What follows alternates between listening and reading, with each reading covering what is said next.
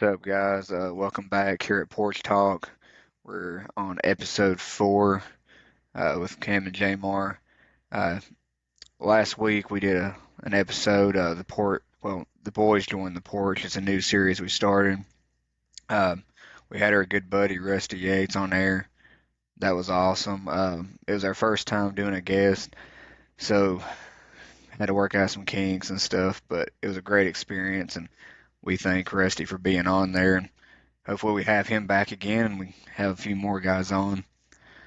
Um, this week, we're going to try to hit on some high school again, kind of go over the lineup we got coming up, as well as every game of the week and our player of the week from last week. We'll also hit on week 1 college football. A lot of awesome matchups coming up this Saturday. Well, Saturday, Sunday, and Monday, as well as some games tomorrow. We'll go over that and we'll just see where it goes after that. Uh, Mar, what did you think about having Rusty on the podcast last week? I thought that was But pretty fun. I thought it was a lot of fun. Yeah. It was a good. He was a good guinea pig for us to bring on and see what that was going to be like having a guest Mhm. on and how we would need to maybe pause between and wait on other somebody to say Yeah. something. It's just a good thing to get it done with somebody like one of our buddies and that we just wanted to talk to and hang out kind of thing. Yeah. Because I don't want to bring some of these coaches or players on and us not have it kind of dialed in at that by that point. So it was a good test. Definitely. And he came in prepared, had Yeah, I had a lot of notes and notes. everything. Yeah, a lot more than I have. He did his Yeah. homework, which was very good, knowledgeable. Um, I got a couple laughs out of him, which you know I can always make Rusty laugh, so that's Yeah. good. But Yeah. yeah, I thought it was really good. I didn't know No, how he would do as far as um because it is different if you haven't done it before, knowing it's going to be out there. But I yeah. thought he did good. I mean, he was a natural. Just as good as we're doing, and this is our fourth episode. Yeah, and I still feel like I'm trying to figure it out. Um, so we'll kind of go into some of this high school stuff. We actually gained a little bit of traction last week. Started getting a little bit more of a following on X. Uh, for Still those of you, not much of can't one. get over the X thing, man. Yeah, oh, I know. I was Uh, talking to somebody at work today about uh, a tweet that I'd read, and is it even called a tweet anymore? I don't know, and I wanted to say a Yeah, tweet, and I stopped mid sentence because I wanted to do it right and say X, and yeah. just the thoughts of saying it, I was like, Still send feels tweet, weird. like I just said it. I can't. Yeah. It's so odd. No, I agree. That is, I think a lot of people, at least among our friend group, we have a lot of us on it, but it's not. I don't see as many of my friends on it as I do the other ones, but I feel like it is one of our best avenues of getting information out. Uh, Last week we were able to get a lot of high school information out quick, and I saw that that was a good thing because we had a lot of people on there that was, that does follow our page, that was able to go on, see the scores. Um, a lot of it was reposted from other writers because I felt like that was just an easy way to, you know, kind of get it to air people. But games like Twin Valley, I was able to kind of put some stuff out there because you're not going to see many of those big time riders cover Twin Valley, but I know there is people in our community that want to know the scores and want to be up to date as the game's going on.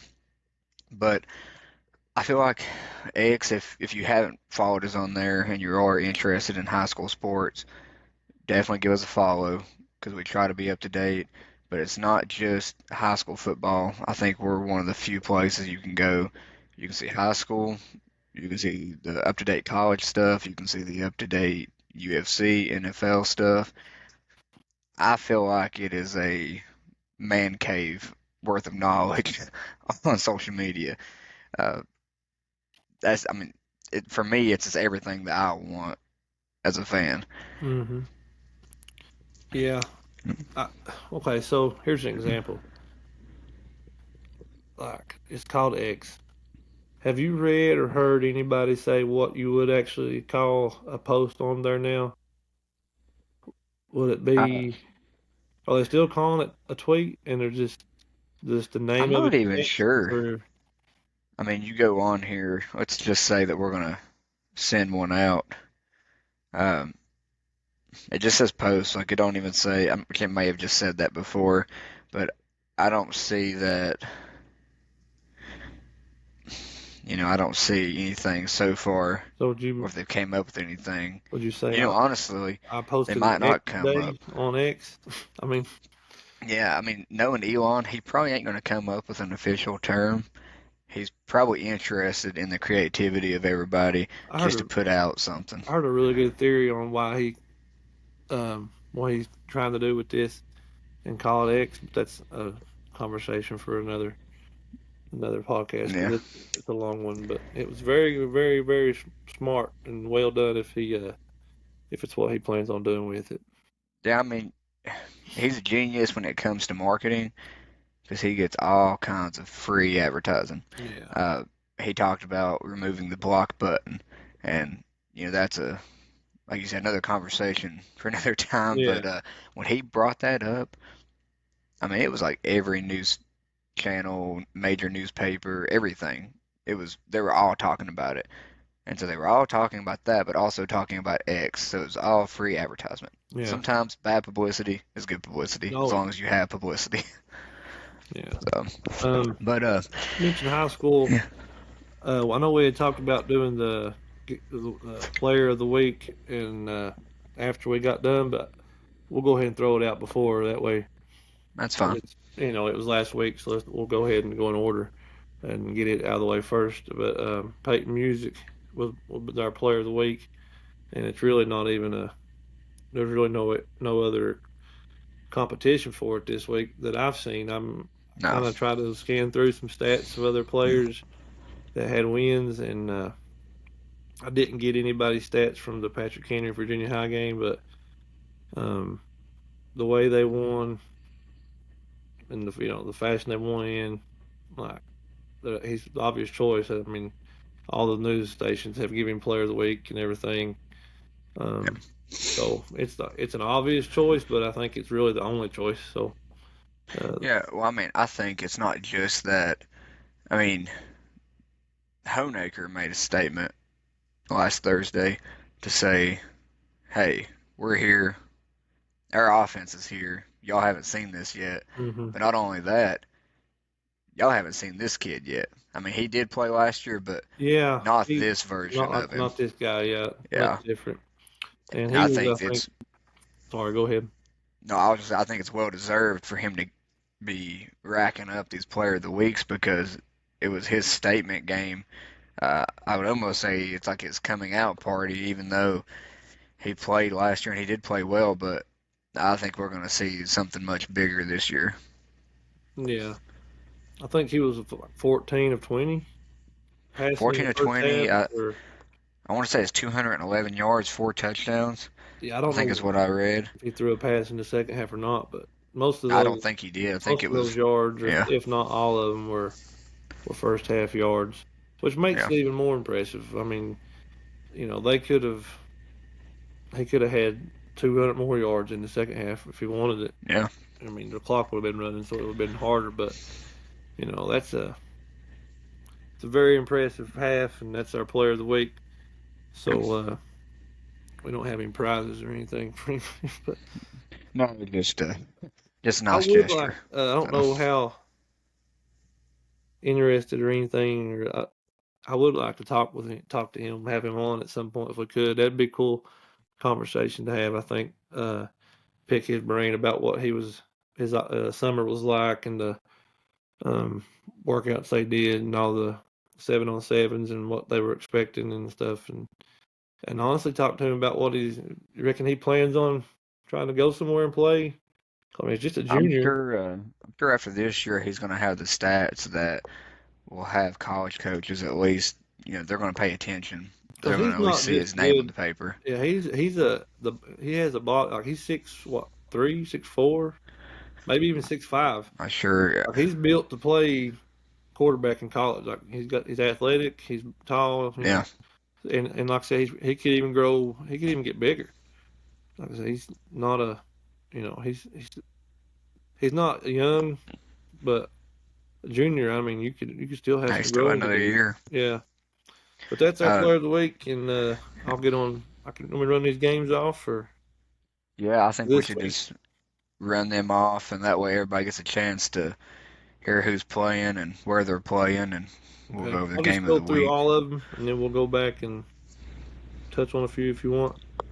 Grundy at Ridgeview, Montcalm at Twin Valley, Eastside at Hurley, Castlewood at Honaker, Richlands at Union, Riverheads at Tazewell, Narrows at Holston, Patrick Henry at Glass. Oh no, we changed that. Where did Patrick Henry go? That was So Patrick Patrick Henry Henry is, Roanoke, right? yeah, we Lebanon at accidentally Patrick looked on. Henry. That's yeah. Sorry, Yeah, that's what I was gonna say. I think it's the Lebanon. Lebanon at Patrick Henry. Graham at Galax, Twin Springs at Unaka, J.I. Burton at Chilhowie, Middlesboro at Gate City, and Rye Cove at Northwood. Any of those you want to? No, This I is mean, we'll talk I, about them just for Logan. I know he's interested in hearing about high school oh, for football, sure, so this is the this is Logan for him. Cantrell segment of the show. So I'm gonna go, or I'm gonna try to go, depending on how work goes tomorrow. Well, day after tomorrow, I'm gonna try to go to the Honecker game. So we're gonna watch it, which I think both of us are in agreement that Honecker should win that one, and it's probably not going to be very close, It's going to be a but it'll long night for Castlewood, man. yeah. Like Well, it they're might be kind of short because first half gonna be about the whole game. The rest of it's gonna be on a running clock, I it'll be a think. running clock in the second half, and Yeah. I hate to. I don't like I said. None of this is talking bad about Castlewood, but it's not going No, to be. no way. I don't think it'll be close. Mm-mm. Um, And it'll be exciting to watch that offense in front of that home crowd because you know that they're gonna be excited, and I'm it'll excited to be see the environment. another in county game. Um, but and I don't know how well Castlewood will travel. They've been down, but I would imagine Honecker fans will. I mean, they would pack Lebanon out, and it being a home game, even Yeah. though it's going to be a blowout, unless some of them just don't want to come out because they know it's probably going to be bad. But I'd imagine they're going to give them a good reception for the first home game, and it'll be a pretty good crowd. Or you're also gonna have, I think, people from other counties and or or at least other schools within the district and stuff that will come watch them.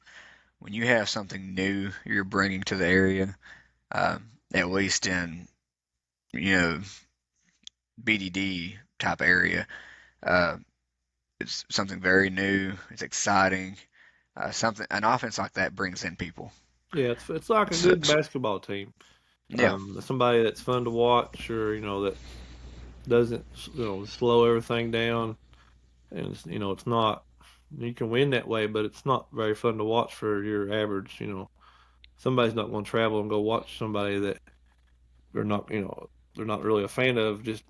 But if you have a fast, uh, you know, run and gun team and a team that puts a lot of points up yeah. in a basketball game, you're going to get people to come watch. And it's kind of the same way with this. Is especially you saying it's not. Not a lot of people have seen this around here in person, like in high school. So Yeah. there'll be people come watch them just because of how entertaining it is. Yeah, definitely. Um, I don't know that I'll be at a game this week for sure, but if I'm going to one, it would probably be. I mean, I think Grundy and Ridgeview could be somewhat competitive for a while, maybe. I think Ridgeview's probably better, but I might go to that one if I was going, or East Side at Hurley. That's probably going to be a really competitive game. Yeah. Um, the one I'm really intrigued by is Riverheads at Tazewell, and not because I think Tazewell will beat Riverheads or even keep it close if it's the Riverheads that we know from the past decade pretty much, but I've never got a chance to watch Riverheads play, and I would like to see them. And Tazewell, I think, has a pretty good quarterback from what I've heard, so I may would go to that one, but none of the rest of them on here um, really jump out at me. Originally, it's at Union, but it's at Union, so I couldn't make it anyway. But that's not going to be what it usually is. No, I don't think it'll be like that this year. We've seen many classic games over there and over in Richlands, but I think they're going to be better than what they were as far as last week. I mean, I think Gate City's just that good, but I don't think they're going to be good enough to compete with Union. Yeah. So our game of the week this week will be East Side at Hurley, and not going to be the up tempo and aired out game that it was our last week's game of the week was. But I do think this game could be competitive. Eastside, I think, only won one game last year against Castlewood late in the year, but they have a lot of players coming back, and I think they're still young, but they're more experienced. And Hurley is should be improved from last season. So I think that could be a pretty good game. I don't even know who to give the edge to. I would kind Yeah, of lean more toward Hurley right now, but I thought I'm not maybe, setting that. I could be swayed. yeah, I think, you know, I'd almost just kind of favor East Side. I guess just maybe I'm overhyping Central because that game was 14-7 last week, and so maybe I'm overhyping them. I'm not sure, but they play close with them. I mean, that's a 7-point ball game, Yeah. and I think that I would say Central's maybe better than Hurley. Yeah, So I I have to. think that's where I'm at with it, I but I don't. really don't know much about either one at this moment. I don't think Central was expecting a big year. From what I remember seeing, where they might have been picked in that Mountain Seven, which is a tough district, but I don't think they were picked very high. But they could be, and plus it's still 2A. So for East Side Yeah, to keep that one close, maybe they're better than you know what they were projected to finish in the Cumberland. Um, but you know, going to Hurley from East Side, it's not the worst trip ever, but um, still having to go across the mountain and stuff and go to the cliff is always an experience for visiting teams. I don't know how many of those kids have been over there, so that's a tough road game for them. well, the Cliff is definitely a people haven't been there. It's different. Uh, I remember the first time I went. I mean, I I was gonna played say there multiple times. that's our game of the week. Let's talk about while we're talking about it. Let's just talk about that for a minute and go over Yeah, some cliff stories. I mean, I definitely think that I know this isn't a story, but just more of a assessment of the places I've went and watched games. I would say Hurley's the Cliff is probably up there near the top, if not the top, most memorable. Just strictly on football location and field, it has to be near the top. I mean, you don't have many fields that you go there, and it's. I mean, I take my kids there, and when they play in Little League, they go there like, wow, this is where we're playing at. You don't. I mean, you do that, I guess, with some other football stadiums, but it's more of a wow, that's a super nice field, or wow, that's a super nice stadium. This one's more like a wow, that's cool. Like I've not seen that before, Mm. type thing. It is a very unique site as far as Yeah. football stadiums go. You don't see a lot of fields next to a high wall. No, definitely not. Um, and it's just, I mean, it kind of goes along with their. I don't want to say. I don't mean this in a bad way, but their reputation kind of being a hard nosed, tough place. Yeah.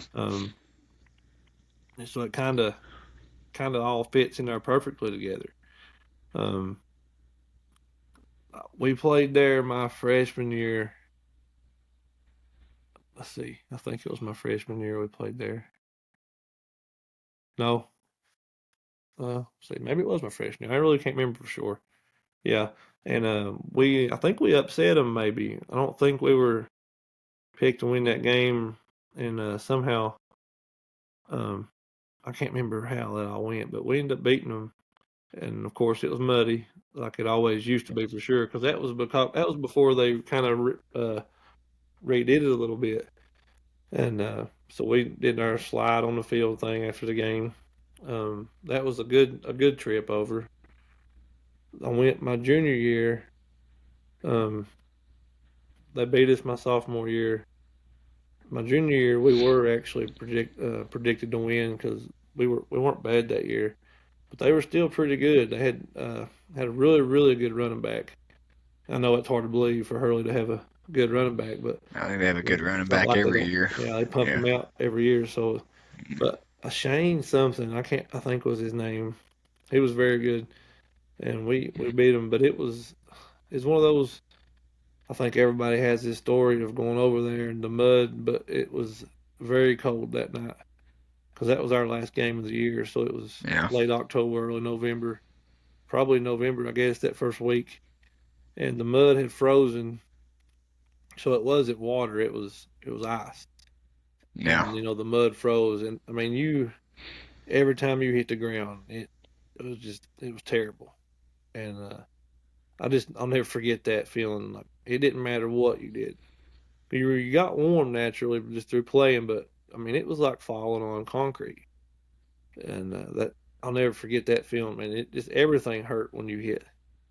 No, you don't forget stuff like that. But they fixed that now, I think, where it drains better, because that water always fell right off that Yeah. wall, and especially that one end of the end zone was always worse than the others. But I think Yeah. they kind of fixed it some now. But one of my favorite memories of the Cliff, I know you don't want me to tell it, No, I'm going to tell it anyway. that's When fine. when you were in JV that year, I coached. Was it a kick return, a punt return, or was it just a regular play I that don't even you're remember, to be running? honest with you. Most of that game, especially those JV years, I try not to remember because I feel like, we didn't have a football program up until maybe my sixth grade year, and I didn't play my sixth grade year, but I played my last year of middle school. Yeah, Then going into eighth and ninth, I played JV, but that's honestly, it feels like a blur to me because I don't feel like I even understood the game until going into my yeah, sophomore, junior, the rest of the years. So, the funny thing is that play is probably one of the few plays I even remember in JV, and not that it's a good reason, well, you I know. mean, it was a huge game that you had. I Like, hope. I I mean, it's don't a even very good remember. run. Yeah, Like all I can really remember is you taking off. I don't know what we would have ran, but around the right end and a yeah. little blur of purple down the sideline. You got loose, and you were very fast. You definitely looked as big back then. That's an I don't understatement. You even. were very small. I don't even know if we had purple on during that game, did we? Might have had No, the it was old Twin probably the Valley old black, uniforms. yeah, black or white Yeah, the ones. Yeah, black. you're right. Which, by Um, the way, I'm a fan of. I like the black better than the purple. I know that's not where well, they're at the right now with the purple they have colors, but now is I not like the bad. black. Yeah, That actually looks good. The purple I wore was yeah. terrible. It was more K-State purple, wasn't it? No, it was like Barney Or the the dinosaur purple. Oh, okay. Well, It I was mean, awful. we had an all purple uniform, and then during Breast Cancer Month, we had all purple And the uniform and pink. then pink Okay, accessories. so I So remember we those got uniforms you're made talking about. fun of quite a bit. Okay, on the level of now, the ones they have now, the purple ain't bad. Yeah, It's like the K State. Then those purple uniforms you all wore yeah. were a little bit worse than those. The purple uniforms that I wore are at the top of the list. Now I wish I had I a loved picture. their They were terrible. yeah, I loved their white uniforms. The purple pants and then the Mhm. white with the purple, Yeah, the those look numbers good. and Yeah, stitching. Yeah, those were pretty slick. we looked awful. Uh, We yeah. we were just, it was terrible. Well, it's kind of, it's hard to do a lot with. I mean, I guess you can do a lot with purple, but it's not to It do it can't and be then to, the main yeah, like it can't be a bright purple like we had. It's got to be like they have now. yeah. Well, talking about that play, just so people are aware, what happened was I took off down the right side, and if you haven't been to Hurley or played on Hurley's football field, uh, probably the only complaint I have on it, and which may be fixed now, I'm not even sure, but the the sideline and the fence to the just the fence around the football field is not that far away, I think they and fixed it. yeah, I'm sure they have, and I got hit coming around, and I ended up under the fence. Okay, So let me tell it from my point of yeah, view. What I seen happen. This little blur going down the sideline, and I'm excited. I think you're going to score. Somebody has an angle on you, so they catch up to you. And next thing I know, is I see you leave the ground, and when you landed, you stuck up underneath the fence. And it didn't yeah, even have to hit you that far, like you said. Like it could have been. Honestly, it could have been a lot worse. You probably got really lucky, but I mean, you were stuck up under the fence. yeah. I don't know if we had to try to take your helmet off or pull you out. I can't remember, but I don't think my helmet was off, but I do remember I think people picking up the fence yeah, I and mean, prying it you were up almost so I could underneath it. come You under. really were. That's my favorite Yeah, story from the cliff. yeah. I do. Now I do want to say one thing about the cliff. I think it is genius that I don't know if they still do this, but they used to have their team would actually line up over at the cliff on the visiting section. And for those who haven't been, I say visiting section, but really, like, if you have two sides of the football field, usually you have a home side and a visiting side. At Hurley, the home side is just pretty much the home crowd and the visiting crowd Looks like Twin together. Valleys. Yeah, it's just like Twin Valleys, and then the other side is just the cliff itself. But Hurley, that's where their sideline is, and they put the visiting team right there in front of the crowd, Mm-hmm. so they have to listen to all the back and forth, the chant and the cheering, and I think it's a pretty cool environment. If I was playing for Hurley, I would like that, and or if I was a fan and I was up there yelling and stuff, I feel like okay, I'm right here at the visiting bench. Yeah. You feel like you have a little more of an impact on the game. And their walkout's really cool too because they come up through those pine trees and it's real dark over there. Yeah, And they got the steps and it's a pretty cool thing. Um, it's different. their hot dog, from what I remember, I don't know if they still have the Yeah. same. They're very good hot dog you can buy at the concession stand at Hurley. Well, I can tell people this that if before this consolidation goes through, whenever it goes through in the next few years, you need to get over to the cliff to experience it. I'm sure the cliff will always be there, uh, but you need to get over there while they're still playing high school ball and just enjoy the environment, The watch a game. echo of the crowd off that thing, man. Yeah, It doesn't have to be extremely like packed to be very loud. Because I mean, yeah, there's nowhere for the sound to go. Everything bounces yeah. right off of it. One of our buddies, Luis, he's from Galax, and he had told us we need to come out there and watch a game. But he also said, "Hey, I want you all to take me to a game out your way because I'm not used to seeing like the small town football and stuff like that." And this just came to me. If I had to pick, I might would take him to Hurley just I mean, because if you're you're going not to, going to get that yeah, anywhere else. Grundy's. Grundy's got the big stadium and Yeah. the field house and the nicest field in the county. Well, he's But been to Grundy too. oh yeah, and he's Remember been we there. went But there that's last not year. like Yeah. that's nothing there to really be like stand out. As far as that goes, I nothing mean, it's a we're not nice seeing field anywhere stadium, else. but I mean, I'm yeah, sure he's seen that other places. yeah, You really wanted to experience, like something in Twin Valley. There's nothing there that. What are you gonna say? We got small butchers only on one side of the field. Like there's nothing there to really the hump in the field. yeah. I But mean, I that think it's a beautiful setup too, but like I see where you're going with it. The Yeah, but thing at you're bringing Hurley, you're not somebody going to out. see that Yeah, somewhere else. you're bringing Yeah, somebody in that's never been anywhere in the county to a game. yeah, You would take them over to Hurley to watch that one. yeah. And I love going over there because if you haven't been, these people that live, other places, they go through there and they're like, "Where are we going? Like, where are you taking us to?" But I have family over there, and everybody that I know over there has been really nice, and they get a bad rap all the time. But um, I know several people over there.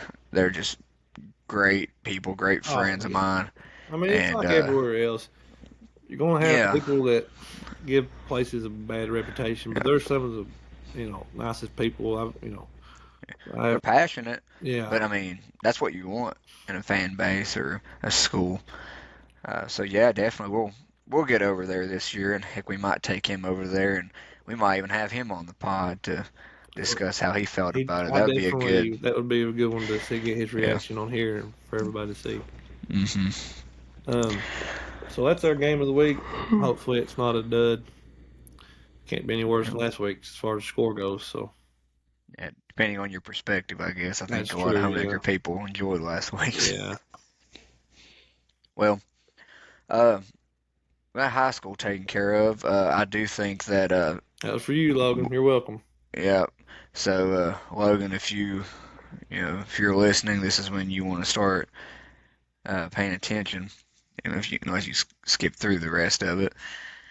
Uh, now, He's not listening. nah, I'm sure he ain't. But we're gonna go into first week of college football. I mean, if we don't count week 0, but we'll have week 0 into it. We're off the Uh, snap free stuff. We're on to the yeah, we're getting into some good we got our content here. We appetizers got some good now. Yeah. games. Yeah, I don't know that we still ain't. I mean, we got some good games. I do think that a lot of these top teams are playing against some teams that, I mean, you got a lot of games this week that the spreads are like 30, 40 Yeah. points. It's kind of So they're, more how it used to be. It used to yeah, be you didn't have all these really, really good games early on. no, Everybody had their cupcake, their yeah, well, like the NFL, tune-up for game. lack of a preseason, Yeah, tune-up game yeah, before they got into the meat of their schedule and their conference games. But you know, especially I don't know how long you can go back, but at least over the last 5 or 6 years, no, and probably 10 years, you've had some of these big matchups early on. Um, that teams have started playing, which is great for the fans. oh yeah, definitely. And so Um, there is some good ones on this week though. I'm going to, I think what we're going to do is I'm just going to run through and pretty much say, some of the games, and then we'll come back through and we'll talk about the ones that are, pretty notable. okay, Um, I'm gonna try to have it up there on the screen for you. I'm not sure if it's went through there or not. Um, let's see. Okay. So just to run through them, we're going to start off with the games tomorrow night. You have NC State at UConn. Brennan Armstrong, transfer from Virginia, is making his debut at NC State. Florida, uh, they're going to be playing against Utah at Utah. Right now, Cam Rising is probably not going to play. He's trending down, and I think you can see that on the betting lines. Matt Rule makes his coaching debut in Nebraska as they go and play Minnesota. And that's just for Thursday night games. Um, not a lot there, but definitely some big name schools. Florida at Utah should definitely be exciting. We'll get to see what Florida has. let We'll me get into it a little bit throw more this here in out a there little real bit. But quick before I forget. yeah, I hate to interrupt you on no, the you're fine. football games, but I'll forget if we don't. Did you see what Nebraska's women's volleyball team did last No, night or I don't think tonight? so. They had Mm-mm. an outside game in the football stadium and a record for largest attendance at a women's college sporting event. I think they sold out. That's It was impressive. 92,000 or something. So I don't know if it's sold out there or not, but I think it was 92,000 people were there to watch that volleyball game. It's very I don't know if impressive. that was what they were trying to do, and that's how they advertised it. That's break a record, but Yeah. I mean, They may have. I mean, Could they you did a good imagine job. those? I'm sure none of them have ever played in a game anywhere near that size Uh, crowd. So that had to be cool for them. I'm sure some of the Olympic crowds and stuff like that isn't. I mean, they might not be that big. 92,000 is a lot. Yeah, there's no. Yeah, you're not playing. You're not usually playing volleyball in a football stadium. No, no, definitely not. Um, so uh, Friday night, we don't really have anything too big. We do have Central Michigan at Michigan State, Miami of Ohio at the U, Miami. Miami of Ohio, their quarterback's already been throwing jabs, talking some smack. So I think the Hurricanes are pretty excited for that one. I hope they Uh, beat them so bad. yeah, it's really insane I that would love it. that right now, the U is in the position where they're having teams like Miami of Ohio talk trash to them. So I'm hoping that wakes them up a little bit. I'm not a Hurricane fan, but I do think college football is better when they're competitive. Uh, you also have Louisville going against Georgia Tech. Uh, Jeff Brom, former coach at Purdue, making his debut coaching for Louisville. A very exciting coach, usually high-powered offense. Then we get to the exciting ones. First college football Saturday of the year. Well, not counting week 0, but the first one that's got a whole rundown of games. We get college game day back. Uh, my favorite time of the year. I love waking up and turning on college game day and experiencing all that. So we got East Carolina going to Ann Arbor playing at the second-ranked Michigan. That's a 12 o'clock game right now, showing on Peacock. Uh, Jim Harbaugh suspended, right? First 3 games, yes, first three self-imposed games. suspension from Michigan went hmm ahead and did it themselves. So it'll be interesting to see how they respond to that. East Carolina has been a team over the years that has upset potential. I don't know they're going to upset somebody like Michigan. I think they're just too well rounded. Uh, but maybe they can at least score a little bit to make it where it's not, a huge blowout. I think the betting line right now is like 38 points. Yeah. So there's a good chance they might can stay in that. Um, kind of feel bad even bringing up the next game, but I'm very torn my between what I want to happen in this game. I've been thinking about yeah, this. yeah, my Virginia Cavaliers, they're gonna be playing at Nissan Stadium in Nashville against the 12th ranked Tennessee Volunteers. Uh, right now, man, it doesn't look good for us. I mean, we would have already probably got smoked in this game, but right now we're without a starting right tackle, starting DN, starting safety, plus two of our starting offensive linemen just came back from injury, and they haven't even been practicing. So, and I think that we either have 8 or 9 new starters on offense. So, it's I think it would have been a tough game going against a team in Tennessee. Last year had the top offense in the country. I don't think they're going to have that this year, but they are going to be very good on offense. Uh, we'll get to see Joe Milton in action. Uh, I'd like to say I hope we keep it close and competitive. I'm not So you'll be seeing expecting a that. lot of Milton You definitely will be. Saturday. Yeah. Yeah, that's I, going to be I a think really that, really tough. Like you said, you're already fighting an uphill battle yeah. anyway with all those injuries. It was just kind of it set you back a lot. Yeah, I think that going into it, just no expectations from me. Um, I know it's going to suck, even though I say that's going to suck, seeing us getting beat, uh, I'm going especially to in the really fashion that we're probably enjoy going to get watching beat y'all by. get But beat, yeah, but but it's kind of bittersweet for you I because don't you're want not a to. fan of Yeah, either but I'm one. not going to be happy to see Tennessee beat anybody either. So Yeah, yeah. Well, I mean, at least we're on ABC come Saturday, so that's exciting at least. Um, why are we'll they move playing at on. Nissan just to be different for opening weekend? Well, I think this game was scheduled. I might be wrong, but I want to say it was scheduled 2 years ago when we were competitive. we had one of the top offenses in the nation with Brennan Armstrong. That was Broncos last year. And then, he got hurt. We lost a few games, but their defense was historically bad that year. If it would have been even halfway decent, I think we could have been looking at a pretty decent year. And then last year was first year under Coach Elliott. Had a lot of transfers leave. It's just right now we're not at the level we need to be. I'm hoping we get there, but I think that game was scheduled before we had the major drop off. I might be wrong, but it would make sense if that Well, was it the was case. probably they didn't want to do like a home away series, so they just Yeah, did it like a neutral. neutrals. Well, Yeah, we've been in some of these neutral games. We had Georgia that we were supposed to play. What yeah. was that? A few years ago. Y'all go ahead and just get the Uh, bad Yeah, get those meetings big out of the games way out of the early, way. don't you? Yeah, I'm not. I don't even remember off the top of my head if we even had the Georgia game because I know it was scheduled, but I think that was during the COVID year. Ah, it's killing me that I can't remember that. Oh It yeah, wasn't that did long y'all ago. actually even play that game? Yeah, I'm not sure that we did. I I think can't. we had to Can't reschedule. remember either. But anyway, this next game is very exciting. Just as a spectator, not that the game will probably be that close, but um, it's a primetime era in Colorado.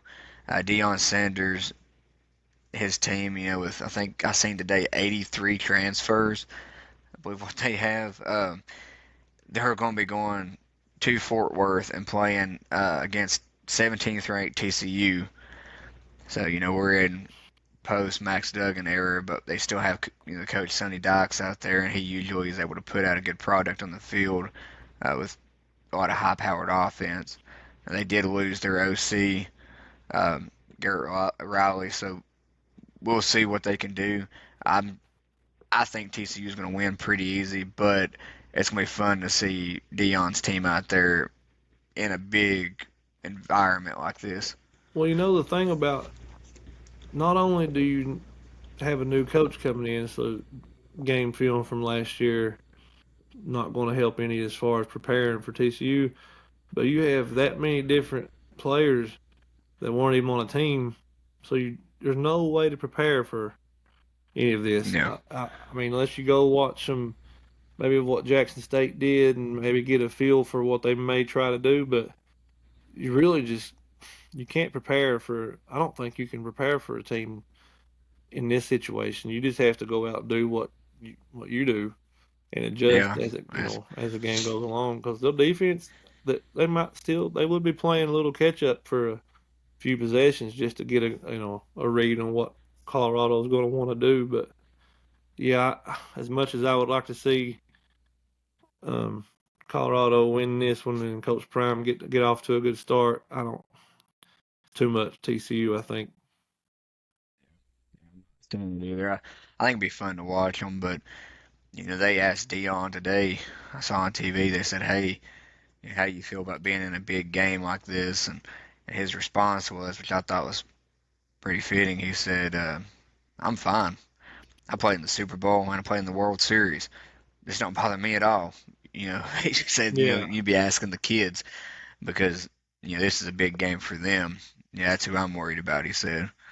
So I think it'll be fun. I think you're gonna have a lot of eyes on that game. Probably more on that game than any other game on the 12 o'clock slate. Um, so we got that one. It'll be on Fox.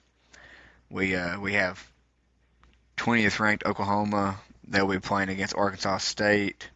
Uh, 25th ranked Iowa playing against Utah State.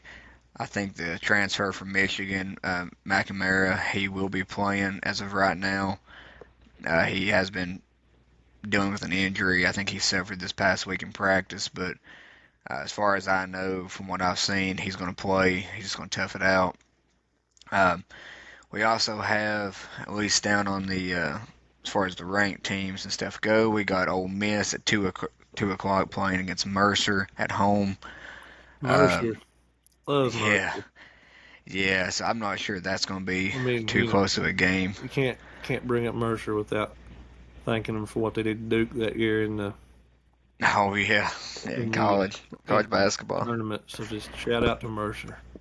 Yeah, and just for the simple reason that we're somewhat close. E East Tennessee State. They'll be playing at Jacksonville State. Then we also have 15th ranked Oregon playing in Eugene against Portland State. Sure to be a blowout.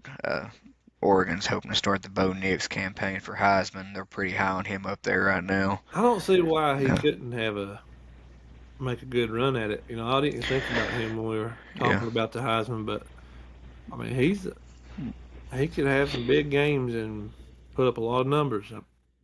he definitely can. And the thing about his schedule is that the Pac-12, in my opinion, is one of the toughest conferences in college football this year. I mean, I think the SEC, of course, usually takes the top spot, but right there behind them might be the Pac-12 this year.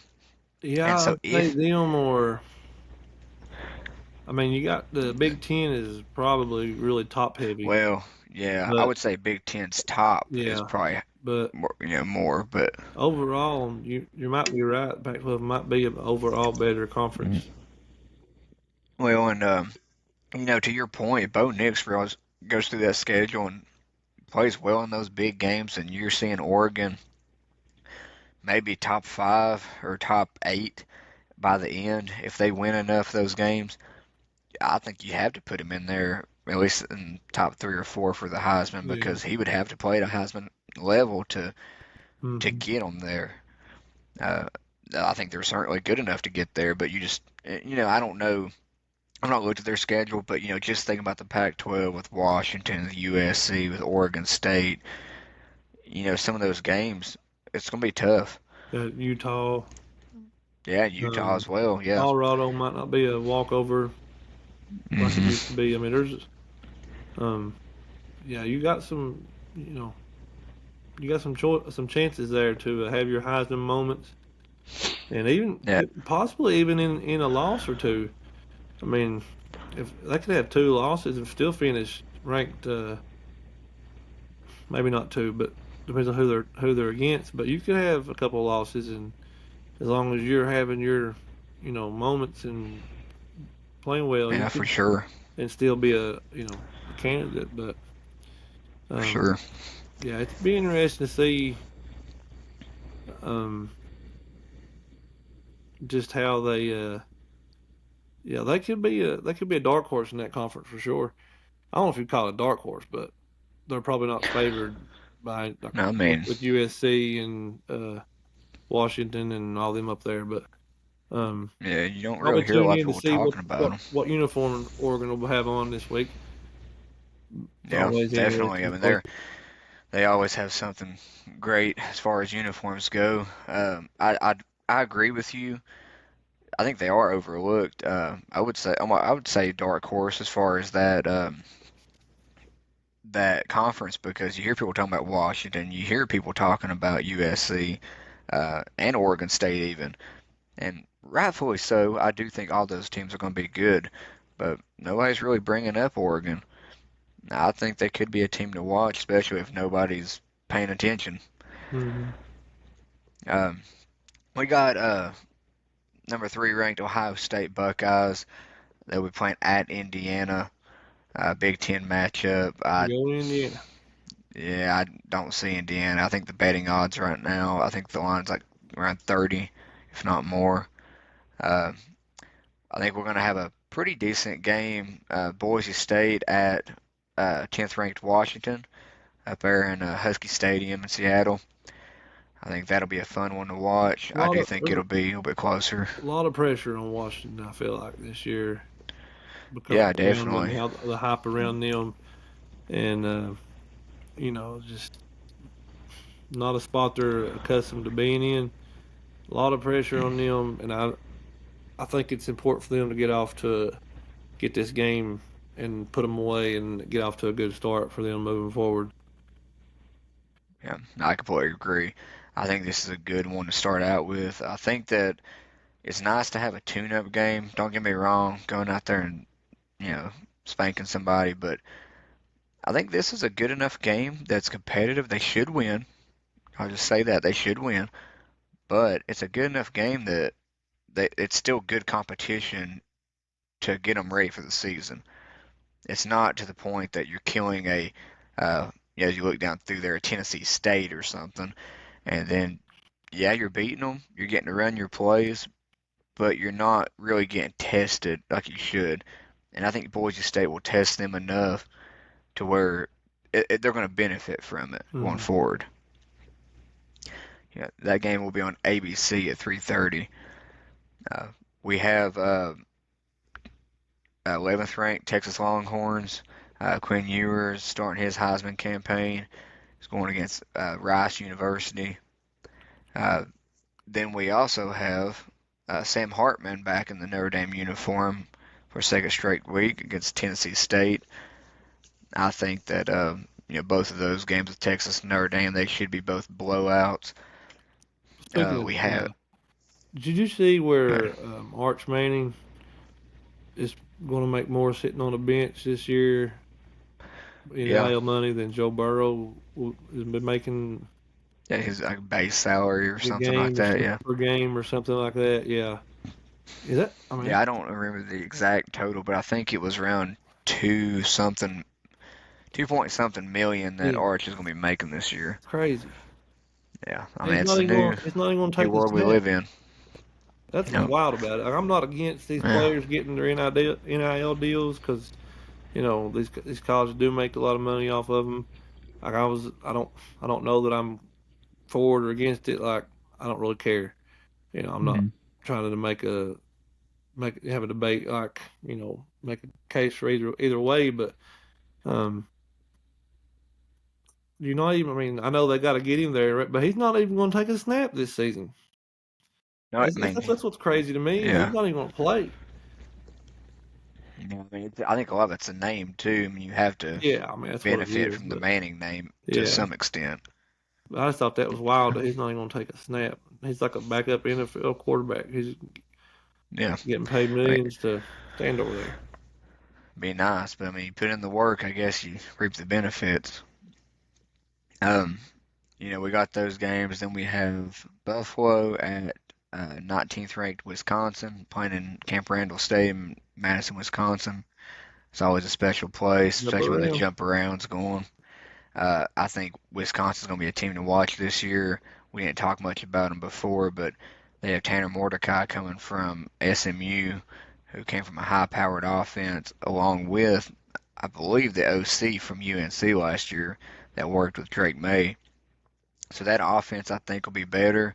I A think lot it'll of be cheese getting different eaten for sure. I in think, Wisconsin this weekend. There'll be a lot of celebrating. yeah, definitely. I think that their offense is going to be different than what it has been in the past. I think you're still going to have those running elements because they still have a good running back, but I think you're going to see more passing. I think that's dangerous. I think you have a great coach coming in Luke Fickell. It's his first year. So I think Wisconsin that, running backs are still a sore spot for me right now. So yeah, oh, yeah, I guess even so. though I don't want to talk about them, yeah. Yeah, kind of, well, I mean, I think you're okay because Jonathan Taylor, the Colts' self-imposed trade deadline has already passed. I mean, he's not going to So, play in Indy this year. I don't think.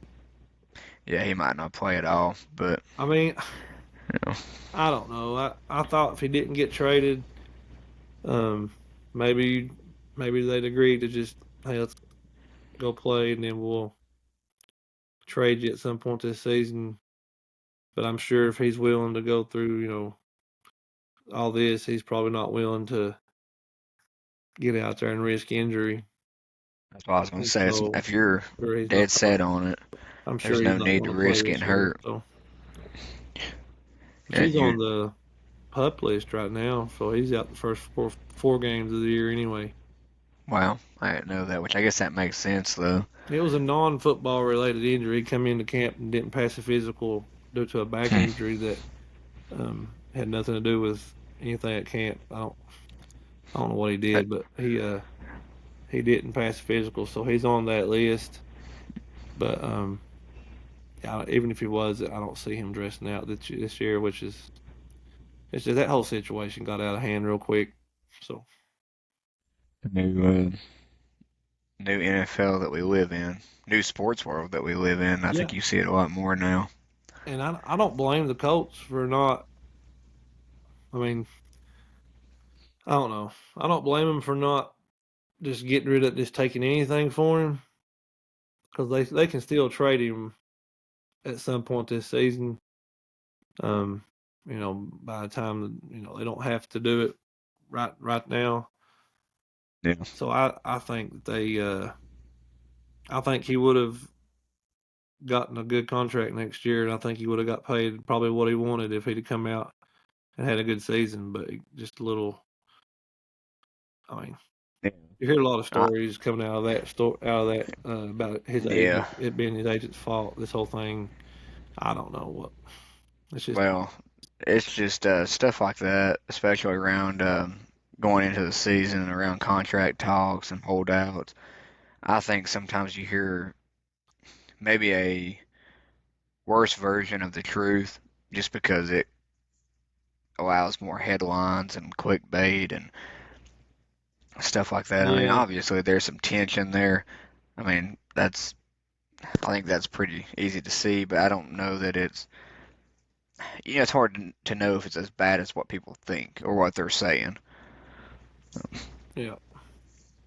But um, we got that game going on with Wisconsin, and then we also have another head coach making his debut for a new team, and that'll be Hugh Freeze at Auburn. I They'll be think playing that's against going to be Massachusetts. I think that's going to be a great hire for Auburn. Oh, definitely. I mean, I think that's going to pay off for them if he can get the recruits and win their recruiting battles and and get his guys who he wants in there. I think they could be very good sooner rather than later. Yeah, I mean they've already stole recruits from Georgia, from Alabama, flipped Yeah, both of those guys. I don't remember their names, but that's still a note worth mentioning. I mean that's a big deal. And you start flipping a few people like that, it sends a message to everybody that hey, Auburn's on the rise again. And honestly, I'm not like I don't hate Auburn. I think Hugh Freeze is a great coach. I think just like Miami, I think that college football is better when Auburn has a good team to put out in the field. That environment there at down there in Auburn, I think it's one of maybe top five best college atmospheres. So I hope they do well, just as a spectator. yeah.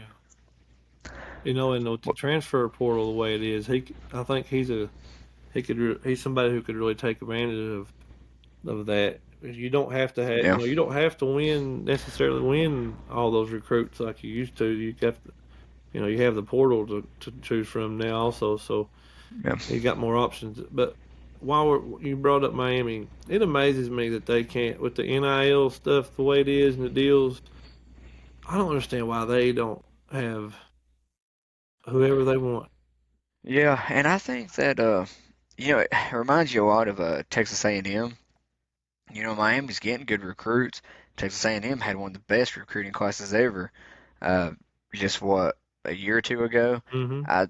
I, for me, I think both of them are pretty similar. That they're getting all this talent. I'm just not sure why it's not so far showing up on the field. Yeah. We're going into another year with Cristobal at Miami. I think Tyler Van Dyke's still down there at quarterback. So you never know. I mean, nobody's talking about them. Everybody's talking about FSU and Yeah. their You resurgence. know, So if you went back to the good old fashioned way of doing things and paying players in duffel bags, Miami probably have a chance at coming back. But right yeah, now, maybe that's why not that working out. things are evened out because everybody can do it. Yeah, what it is. So I mean, I'm excited to see. I hope some of these teams turn it around, especially if you get into a bigger playoff here. I think what next year we start it. I love seeing Is it big. next year? I'm pretty sure it's next year. Yeah, I love seeing just big markets like that. I mean, I love seeing the small teams too show up, but I love seeing like a Miami versus or even like an Auburn. If they both got back up to where they're top, whatever, 10 good again. I think that'd be awesome as a spectator just to watch that. Only reason I'd want to see Miami be any good is so I can pull against them even more. But I agree. I Yeah, mean, I get what you're saying. I agree with it. For the landscape of college football, it's better to have these, uh, well-known from good, being good all these years teams that yeah. more competitive than not. So Uh, just running through the rest of this, we got UT Martin against Georgia, that'll number be one a game. ranked. Yeah, I mean, I hope it's a game. I think that this is Team just Martin will game wish one they're of, like high school and have a running clock. What they're going to win. yeah, this is game one of Georgia's just you know awful schedule they have to deal with this year. I think I mean, I'm not against Georgia. I'm not a Georgia hater, but I think we can mock their schedule all year. Like, I'm going to. it's probably one of the few Yeah. criticisms you'll find this year. So Yeah. might as well I talk mean, about it if we can. they're probably, well, they're almost a lock, I think, to be in the playoff again, and so they're probably going to be in the national championship again. We'll wait and see. I hope not, but uh, I feel like that for the spot they're going to end up at the end of the season, that it should be okay for me to mock their schedule a little bit. Yeah, it's fine. Uh, Uh, um, so what we got down here as far as ranked, we'll keep going. We'll skip some of these games. Nevada at sixth ranked USC. We'll get to see Caleb Williams on the field again. I don't know if you saw the play from the other day where he fumbled the ball, picked it up, and threw a dart. I mean, it was perfect. Almost, I think it was like a 70-some yard touchdown, but I'm not sure how far the ball went as far as just, from him to the receiver. It's probably like a 30, 40 yard pass, maybe a little bit bigger or longer, but it was beautiful. I don't think a lot of quarterbacks can make that throw just sitting in a clean pocket, and he did it while he was fumbling the ball around and just came up with the throw out of nowhere. But that's what you get with the Heisman. Uh, I don't remember seeing it, so I can't really and you need to comment look it on up the after we get difficulty off air. level of it, but um, I mean, well, you know what you get with him. There's a highlight tape from last year, so Oh um, yeah. I mean, I don't think that game will be very close either. So No, no, it definitely shouldn't be. I think the odds on it's like in, I don't know, 30 something. It's way up yeah, there. Um, we got the Big 12 defending champs, Kansas State, ranked 16th. They'll be playing at home against Southeast Missouri State. Don't expect it to be much of a game. Uh, Texas A&M that we mentioned earlier, they're ranked 23rd this year, and they'll be playing against New Mexico State. They'll be broadcast on ESPN on Saturday night. I think that's a good spot for them to get some exposure. Uh, we'll go on down through here. Um, Alabama, they'll be playing against Middle Tennessee. I expect them to roll over Middle Tennessee, but I will say that I think that Middle Tennessee had a game last year. I want to say that it was against a pretty decent opponent, might even been ranked, and they won. I, I might be wrong, and you know anybody can correct me if so, but I want to say they had a good showing last year against a pretty decent opponent. It might have been Miami. I don't know why that I'm kind of pulling that up, but uh, it does I would sound like. I mean, familiar. When you yeah, said Miami, it does ring some bells. Maybe I mean they're getting a big paycheck Saturday, so um, yeah.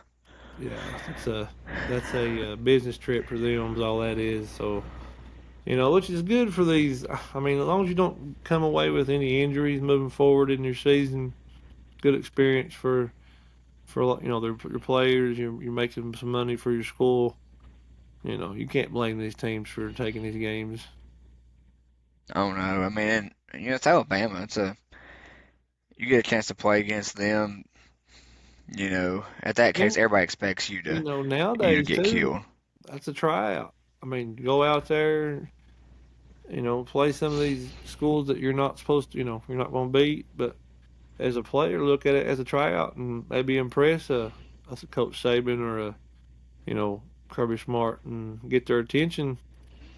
You may hear from them down the road somewhere. Like, hey, transfer on up here. You never know. Yeah. So just because I looked it up, they lost to Michigan last year, which is 40-21, which isn't that close, but I would expect that game to be a lot worse. They did beat Miami. They beat them 45-31, and not only did they beat them, but they beat UTEP, who last year had a pretty decent team at that level anyway. And they ended up beating San Diego State in the Hawaii Bowl 25-23. So I'm not saying they're going to beat Alabama at all, but I think that if Alabama's going to have like a tune-up game, so to speak, I think that is better than your Tennessee States and some of these other teams that just I don't see any life in them. But this team has a little bit of excitement there. Um, You know, you know, Alabama though, um, I can see Nick Saban using this hype with around Georgia and them not being ranked. What are they ranked fourth now? Alabama. yeah, Alabama's ranked I can fourth. see him taking this and turning it, into their favor and using it as what they call bulletin board material Yeah, and having definitely. his fourth, you say low rank, but their fourth ranked team and having them, buying into this and, very focused throughout the year, staying quiet. And I could see him taking that and turning it into something and, by the end of the year, having a team that, maybe could beat Georgia.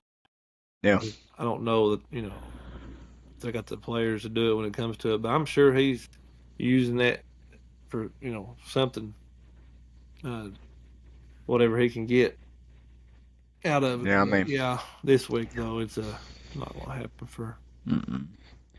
Um, next game. I mean, this game for me, I think I'm probably gonna be watching it over the game that we're going to talk about after. But Penn State is hosting WVU. The Mountaineers are going to be traveling to Beaver Stadium. Very excited to see Penn State on the field. That was one of my top four teams. Uh, I think that Penn State has all the star power at pretty much every level, um, at least on defense. D line, linebacker, and you know Kalen King at corner. So I think it'll be exciting to see them on the field. West Virginia is not what they have been in the past. I think they're actually more running back forward now. They had that guy, I think his name's Donaldson, coming back. I think he was a freshman last year. Uh, that's what they're going to kind of rely on. Penn State should roll them pretty easy in this, They're but gonna be asking the country road to take them home pretty quick. I got a feeling. yeah, I'm Um, pretty sure you're the right guy on from that. Barstool picked Penn State to win the whole thing. Yeah, Brandon Walker Yeah, did, and Brandon made Walker, me feel who's the pretty SEC good that, guy. yeah, So for him to say he yeah, picked a Big Ten team, he must mean it. yeah. And I didn't have them winning at all, but I think they're good enough to be up there in the top four. I think really the key is the running back's going to be good. Uh, they got weapons on the outside. Their defense is going to be great. The quarterback, that's going to be the question because we've got Drew Aller coming in this year. If he comes in and plays well and even gives them a deep ball, because they didn't have that last year, but they give them a deep ball to add with the running game that they got right now, I think that's very exciting. What time's And that game start? it's 7:30 on ABC. That's Oh gonna no, be NBC. I'm sorry. that's gonna be an atmosphere night Yeah, game. Towels are gonna be the yeah, white towels will be waving. It'll be a tough road game for West Virginia. yeah, for sure. Uh, This next one, then we, I think it's gonna yeah, be 90 something to 80 something as the final score. yeah. The next one we have 21 ranked North Carolina Heisman hopeful Drake May will be playing against South Carolina Spencer Rattler. High-powered offenses. They're going to be playing at the Bank of America Stadium in Charlotte, so neutral site, to a degree. Yeah, I just see a lot of offense in that. I go back and forth with this game. Just just because I don't know that Drake has as much weapons this year as what he did last year, especially with some of his receivers. Well, one in particular that's getting held up right now with eligibility issues. So we'll see what he has. I think South Carolina's coming off of a strong ending to the last season. You know, I said on the last pod with Rusty that I think they are a little bit overhyped. So I'm kind of leaning towards UNC in this one, which I we'll think make our picks here Carolina. in a minute. I But think Carolina wins, but I do think it's going to be very high scoring. yeah, I mean it could be a fun game. I'm gonna be watching Penn Yeah, State because I want to see their team. But as far as a better game, I think UNC and South Carolina is probably gonna be a pretty close one. Um, we got Texas Tech at Wyoming. Texas Tech isn't ranked, but I wanted to mention them because they have a lot of returning players this year. A lot of experts, so-called experts, are saying that Texas Tech could be a dark horse in the Big 12 as far as, at least being in contention. And right now, I think they're a minus 14 over Wyoming. I took that in most of the parlays that I have. So, they're going to be playing on CBS. That's a game to watch. Uh, Not that these two are ranked, but I will mention this because it is, you know, somewhat local. Old Dominion's playing at Tech, playing at Blacksburg this weekend. So for you Hokie fans out there, well, let's talk uh, about it. yeah, you go ahead and talk about it because There's nothing I real feel like good to you have a say about it. better, I don't think yeah. this has I not mean, been a good game for us the last few years. yeah. Ironically, the Old Dominion has been a hurdle, which I can't say much because we've lost our fair share of games that I we shouldn't have think, lost to. yeah, I think I don't know. I don't want to put. I'm not going to say that he had. Well, here's the thing. I mean, I don't even know what to say. I don't want to say that if he doesn't come out and beat them by a large margin, that he's already in a hot seat. But I mean, because Yeah, last well, I year was mean, his first full year, but yeah. he's a defensive guy. I know he's not got the recruits in yet that they're going to need to ever be relevant again, but I feel like you have to come out and if you're ever going to actually start getting back to anywhere where you want to be, these games like this can't be close. I don't know if they're good enough to come out and just walk all over them yet, but I mean, you cannot lose. I mean, I dread it. Well, I'm in complete agreement with you, and I mean, obviously, I'm not a Tech fan, but I think that if you want to get back to where you guys want to be, these games can't give you anxiety Yeah, anymore. they Like shouldn't be you close. need to, no, you should. It would be as a coach, if I was a fan of them, I would want these games to be a blowout or Yeah, win in a comfortable fashion, and I think that is where he needs to be as a coach to come out there and win those games like that, and then okay, we're over that hurdle. Let's get to the like where Grant, like I we're said, I competitive don't again. know that he's got the guys there yet. I've not followed a whole lot on them this year. I've just been so busy. Yeah. Um, but I don't remember seeing a lot of big name like signings or anything. Um, so I know these, you new coach, you have to give them some time, and but like I said, with the transfer portal the way it is and all this stuff, um, you should Yeah. have enough in there that I mean, you just can't. There's really no excuse. I don't care Yeah. what he's got. These games can't be close. Maybe close for a while, but you have to step. You have to put them away at some point if you want to even, Which Well, especially with being at home. the years that we lost to them, we beat people we probably shouldn't. So I mean, it doesn't mean that the season's up. We're gonna have a losing record if you lose to them. But moving forward, if you ever want to seem like you're going in the right direction and you ever want to be, I mean, I'm not saying they're going to get back to winning the ACC or anything, but if you want to be like a respected opponent and um, a tough matchup for people within the next few years. You got to start winning these games. Yeah, no, I agree with you. Um, I completely skipped over another top 25 team. South Alabama will be playing will be going to Tulane.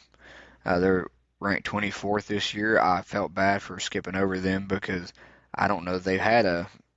I mean, I don't know the history of Tulane, but I wouldn't I think feel they like would they've go not had this this. now, not in the modern era. Yeah, they've not had high hopes like this in a minute.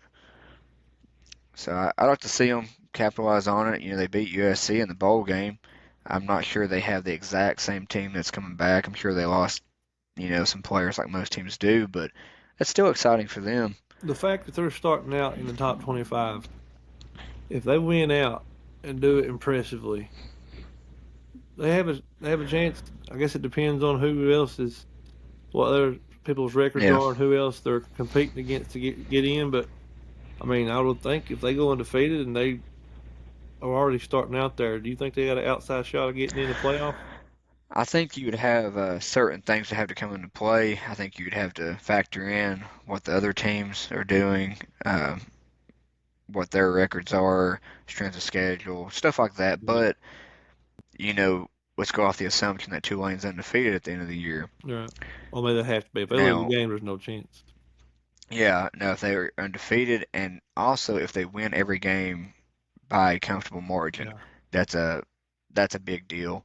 Yeah, they can't I have any close games. I don't feel like and beat no, anybody out. That's I do think that them beating USC, I know that was last year, but as a program, you just proved that you can beat a top tier program in USC. yeah, I with know the that Heisman USC's, winner.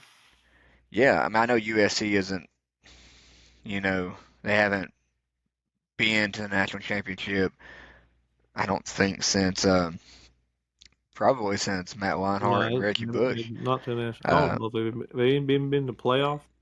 This started. I'm not sure. I don't think so. So they're not what they were then, but USC is still a big deal. Still, yeah, That's a it's not huge, a. And the fact that he won the Heisman yeah, is all. I mean, yeah, that adds to it. So you're yeah, playing against the top talent, and you won that game. So I think that has to come up into a committee meeting if they're undefeated, they've won every game comfortably. You're splitting hairs between them and say a second SEC team or even a third SEC or third Big Ten, whatever team. You have to factor that stuff in. I think we'll have that debate later on if that comes true. But I tell everybody I'd hate to be in those rooms trying to decide on a top four. I know that people are going to fight over 12 or 16, whichever it went up to, but I just feel so much better with that many compared to four. I don't know Uh, that I love it being that many, but if I had to pick between 12 or four, I would pick 12. I yeah. don't think Well, four is enough, but I also don't no. think maybe there's a certain point you get too many. But if you're making me pick Yeah. between two of them, I would pick more teams.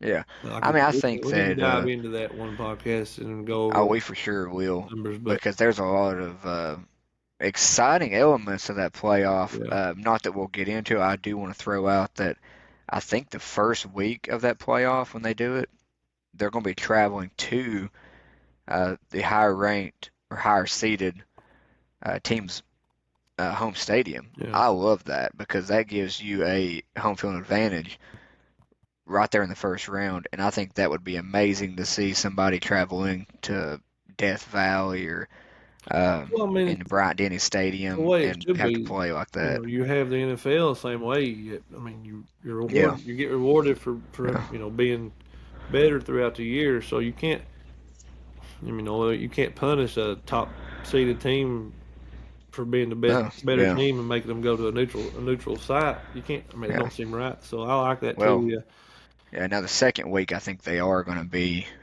they're going to be at your bigger bowl games. They're yeah. going to Well, host it's some too of much. them, but There's too much money to be made not to have yeah, them. Yeah. So yeah, for sure. But I think your top teams.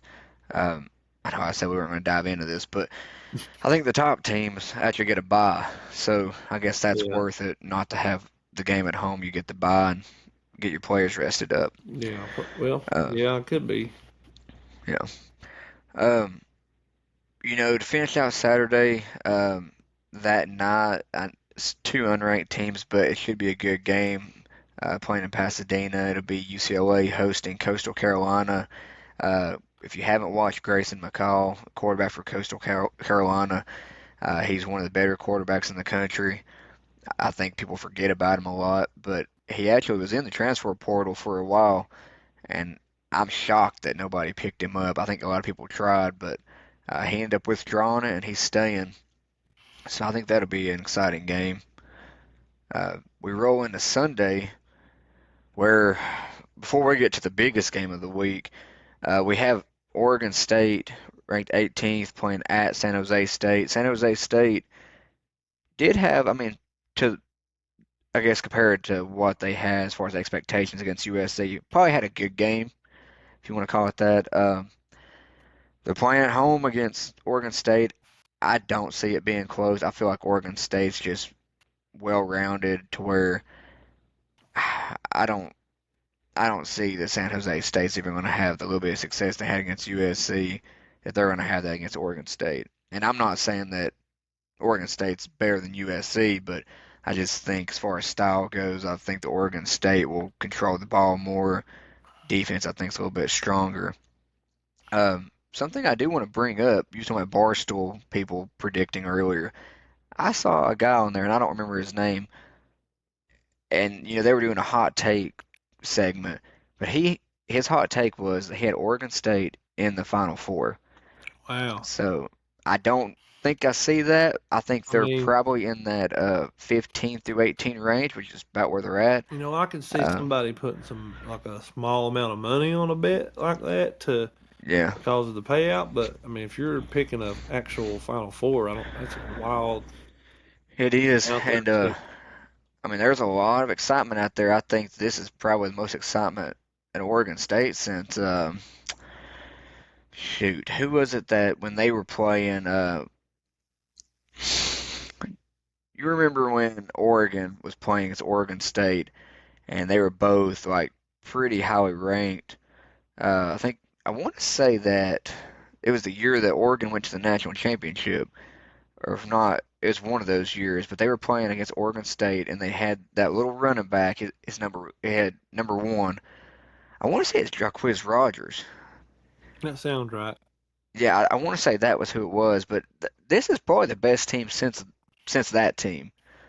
Uh, Oregon State, man, they're coming up. I mean, this might just be this year and last year might just be fluke years. I don't know, but I want to say this program's.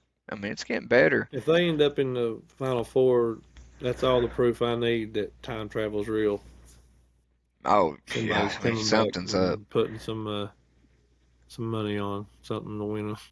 Yeah, something's up there. But now they do have the quarterback transfer out of Clemson. I don't know how you want to try to say this name.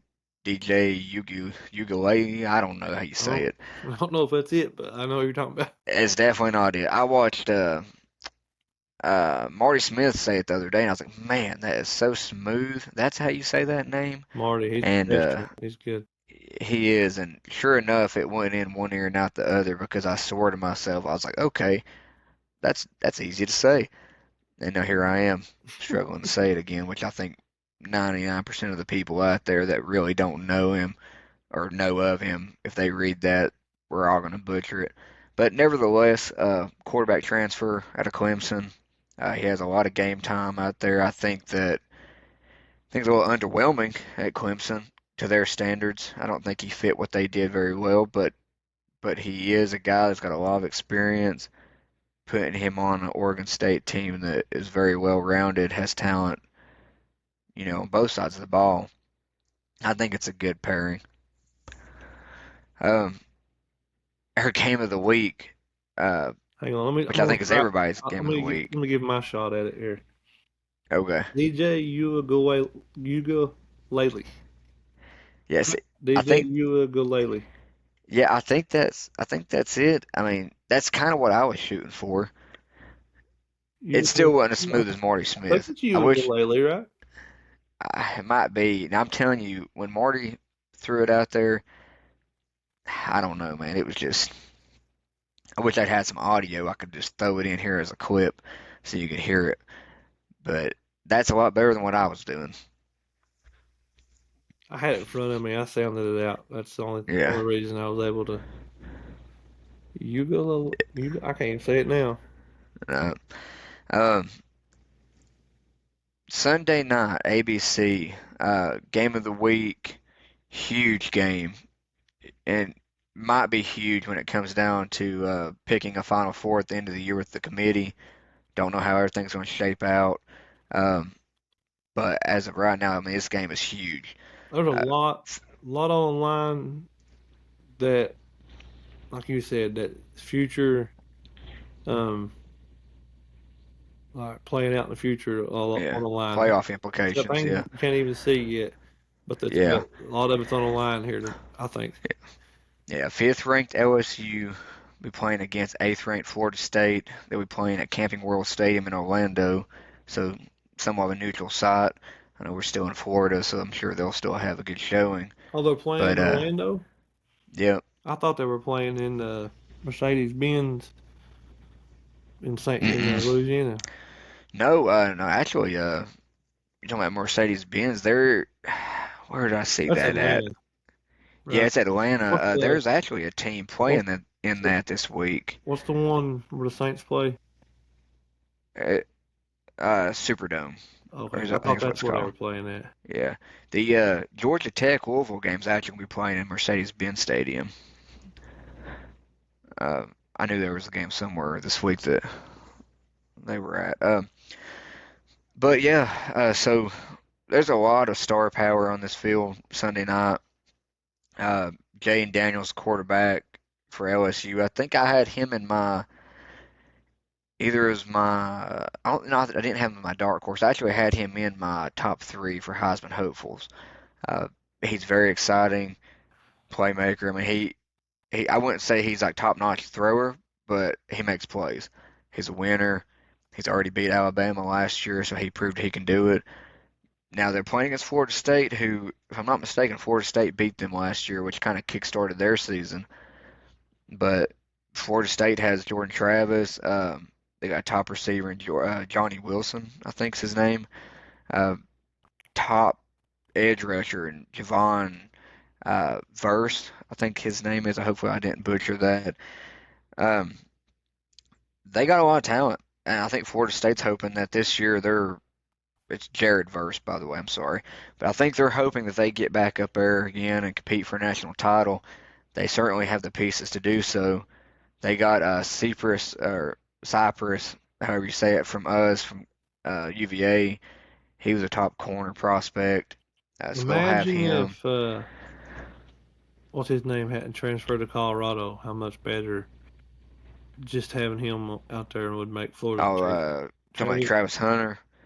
I know it's just one player, but just imagine, like they're already ranked Yeah, eighth preseason. yeah. And if you're talking about Hunter, I mean he decommitted. He was committed to Florida State, and he was the number one player in the country. So I mean, I said transfer, but So yeah, like actually, yeah, yeah, I know yeah. I what mean, you mean. imagine if he goes there though, like and doesn't. Yeah, I I mean mean, yeah, like Florida State's getting a lot of good yeah, recruits, and if uh, Dion doesn't exist, they got him. I don't know if they yeah, move up in the rankings or not, but he'd make. I mean, it would help. yeah, Yeah, I now, I think this saw team. today. Go ahead, sorry. Oh no, I saw to your point. I saw today that Florida State I think is ranked maybe at the top, or if not near the top, as far as pulling in talent with transfers like through the portal. Like the talent they got, I think had them in whatever portal ranking they do is near the top. So I think this game. You know, you can say this about a lot of most games, and it's almost cliche to say, but whoever wins the line of scrimmage, I think win because they got yeah, both teams have skilled guys that that are very exceptional and playmakers. Um, I think whoever controls the line of scrimmage, whether it be Florida State's D line, LSU's O line, or vice versa, whoever can control that and obviously turnovers in any game, but I see them being pretty evenly matched. for the most part. Yeah, I mean, to I your point, I could see it, being one of those games where line controls it. yeah, to your point too. I mean, you know, you have top NFL talent in this game. Oh yeah, I mean, you all of got it's good. Verse. Yeah, Verse is probably gonna go top five. Then you got Perkins, the linebacker out of LSU, who a lot of people think that is maybe top three player in the country. I mean, he's up there. Uh, so you got him on the defensive side for LSU. It's an exciting game as a fan. I mean, I'm not a huge fan of either team necessarily, but just as a spectator, just watching this game, there is talent everywhere, and the implications are huge. Hmm. I mean, I think that if you're a college football fan, you better not miss this game Sunday. No, this is gonna be a good one. Who you leaning toward? Well, uh, I think I actually wrote down some games I thought we might could pick. Uh, Oh yeah. that'll be one of them. I'm leaning towards LSU. So we can go ahead and get to them games and pick them if you want to. We're an hour and a half in, Yeah, and not I don't yeah, care we can as go. much about the hour and a half as I do. It's 12:14. I got to work. Okay, yeah, we can go ahead and run through those. Because one of those games will be the Clemson game, which is what we lack. Yeah. Um, I'll go through these. I thought, me and Jay Moore had talked about it. We might do a few games where we pick, and then, every week we'll kind of keep the record of what we do as far as wins and losses. So I think I just have 9 games picked from, and I think we actually covered most of the stuff in these games already. So, first one, we got Nebraska versus Minnesota. Uh, who are you going with on that one, Jamar? I think Nebraska is going to be good. Uh, what's his name's there now? What's the coach's Matt Rule. Matt Yep. Rule? I think Matt Rule is going to turn them. I don't want to say turn them around as far as national championship contenders right away, but I think he's going to get them back on the right track. I don't think it'll be yet. I'm going to take Minnesota. Yeah, to your point, I think Rule is a great motivator. I think he's a good coach, good college coach. Uh, Also going against another great motivator in Yeah, Fleck. roll the boat. So I just want to throw that out. Yeah. They got a transfer from Georgia Tech. Nebraska did. Sims, I think's his name. He's pretty exciting as far as what I've seen on just some spring ball tape, which everybody looks exciting when it comes to that. But I think they'll make it exciting, the game. I think it'll be entertaining to watch, but I have Minnesota coming out with it as well. Second game be Thursday night as well. Tomorrow night be Florida versus Utah. What do you have in that one? Mm. I don't know anything about either one of those teams this year coming in. To be honest, I've not really looked. Where's it at? Uh, this one will be at Utah. I'm gonna go with the Utes. Yeah, I'm with you. Winningham, Kyle Winningham, the head coach, I think has only lost one season opener in his career. I think he's like 14-1, so I'm going with them. Florida does have a transfer coming out of Wisconsin, Graham Mertz. Uh, he was all right at Wisconsin. They're pretty excited about him, but I don't see him as being somebody to come in and make a big splash. Yeah, I think Florida does have talent, but I don't think it's going to be enough to get past Utah's defense. The only reason why this game is projected to be as close as what it is because Cam Rising isn't playing for Utah. yeah. Now, they do have their backup quarterback did play a little bit last year, so he has experience. I don't think that he's going to come out there and play great by no means, but I think he's going to play good enough to get them the win. Yeah. So we have both of us picking Utah on that one. Uh, Now, third game will be Colorado versus TCU. Again, I want to pick Colorado because of Dion, but uh, they're gonna. I think he'll turn that around quicker than people might think. Just Yeah. just because of the recruiting his factor, but I think it'll take more than this. More than a year. So I'm gonna go with TCU there. If TCU wasn't, so I mean, they're going to be good. I think if it was just a if it wasn't as a talented TCU team, I'd pick them. But I think they're going to be Yeah, good again. So take TCU. yeah. Horn Frogs. I'm. How do you do that? I think. Yeah, I think. I don't know, something like that. I do agree with you. I think the TCU is going to get this one. I think it's exciting to see Colorado out there with Sanders at quarterback, and you got Travis Hunter and all those transfers. It'll be good TV to watch. But I Definitely think going to be people are. entertaining, at Oh least for yeah. the start of it. Just to, I mean, if it gets out of hand early, it won't be. But for the start of it, and if they can Yeah. keep it interesting, it'll be good TV. Yeah, and I think that TCU is a team that people are just throwing to the side because last year was such a magical season. You know, they lost their OC, they lost the quarterback. Well, So, what was the quarterback? Um, Duggan, but Max, didn't is it but he Max did Duggan, I he think? had lost his starting job at the beginning of the season, right? That guy got hurt. Yeah, I can't remember how that worked out. I think it was somewhere. Well, yeah, because Martinez was a quarter. No, no, no, I'm thinking of Kansas State. Um, I think you're right though. I just don't Like remember who the other guy he had was. lost the job because of he come back from injury. He lost the job. Yeah, Then that guy got hurt and he stepped in. So I mean, yeah. And technically I'm they're not not. sure. I mean, I'm not sure if that guy that took the job, if he's still there or oh not. okay, I'm not sure who they're rolling with at quarterback, okay. but I think people, them losing their OC, losing the quarterback, and just because people think, oh, they're not going to do what they did last season, which I'm not saying they will. I don't think they'll have that magical of a season again, but I think people forget how good of a coach Sonny Dykes Yeah, is. very well coached. Yeah, so I'm going with TCU as well. Our next game will be, unfortunately, UVA versus UT. Can I? What's it called when you when Congress doesn't vote? Like Yeah. abstainer or Yeah, whatever it is. I can't I'm remember gonna go Stain. and Yeah, picking Tennessee. They're not gonna.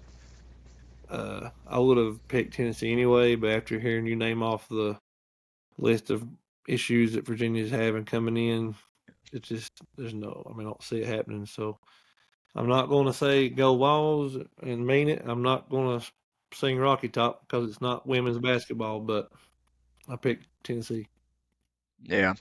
It pains me to say, my hope for this game is that somehow UVA comes out and makes it even within 3 scores. I mean, if we lose by 3 scores, I would still be pretty happy about that as long as we're showing some signs of improvement. But unfortunately, I guess, let Rocky Top play because UT is going to win this one. Our next game is Ohio State versus Indiana. This is another one. I really don't want to pick who I think will win, but way too much in the um, scarlet and red or whatever, or scarlet and gray, whatever they call that other color up there. Um, Ohio State, Yeah. big time over. Yeah, it's one of the games that I almost didn't want to put on this list, but just because we don't have a whole lot of big time conference matchups this week, I wanted to throw it on there. I think we both obviously are going to go with Ohio State. I'm interested to see Kyle McCord, and we get to see Marvin Harrison Jr., that receiving core, along with Trayvon Henderson. I think they're going to make a statement against Indiana. I think that's one of those games where people think, oh, they might keep it within 20, 30, new quarterback. But Ohio State's got so much talent. I don't think it's going to be If close. you're starting a quarterback at Ohio State, I don't care if you're a freshman or a transfer. You're starting there for a reason. You're good enough to where Yeah. it don't matter if you're new or not. You're gonna be in good shape.